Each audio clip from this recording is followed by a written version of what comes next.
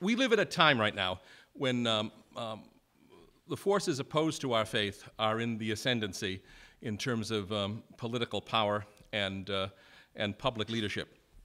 And this is not new, obviously, to the Catholic experience. Our Lord said, if you want to follow me, pick up your cross and follow me.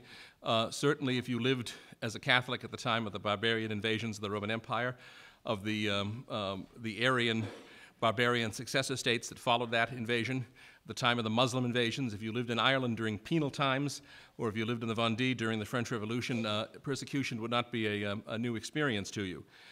What is particularly sad today, however, is that particularly in this time in our civilization, and particularly in our country, a majority of those in public life and in political leadership who are baptized Catholics have become collaborators with the enemy. A majority of Catholics in Congress do not support Catholic teaching on the sanctity of human life.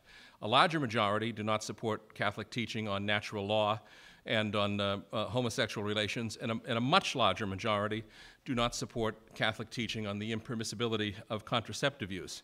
A majority of Catholic Democrats oppose any notion of tax justice for the students and parents of Catholic schools.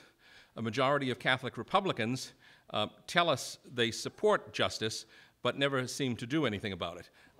Every Republican platform since Barry Goldwater's candidacy in 1964 has included a provision for school choice and parental rights. Somehow, if you may have noticed, that doesn't exist yet. Anyways, we have this is also not a new experience for Catholics.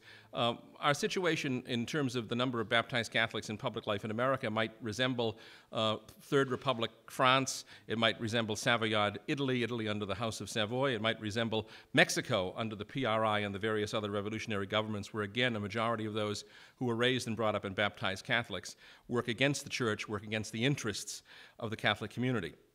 Now, if you look at the radical and almost pervasive dysfunction of the post-conciliar Church, and you look at the specific example here in America of the Kennedy family, you might be inclined, and the Kennedy family, of course, has a long history of ideological hostility to Catholic principles and of treachery towards the faith, and of various other grotesque enormities in opposing the faith in both their public lives and in their private lives.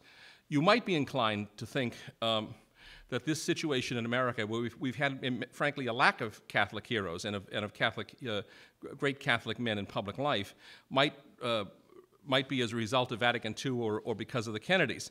Now, Brother Andre has asked me to point out to you that it actually goes much farther back than that, and it is part and parcel of the tradition of American Catholicism. The Irish frequently take the rap, you know, for the problems in the American Catholic Church because of the overwhelming predominance of Irish in the Catholic hierarchy historically and in the Catholic clergy.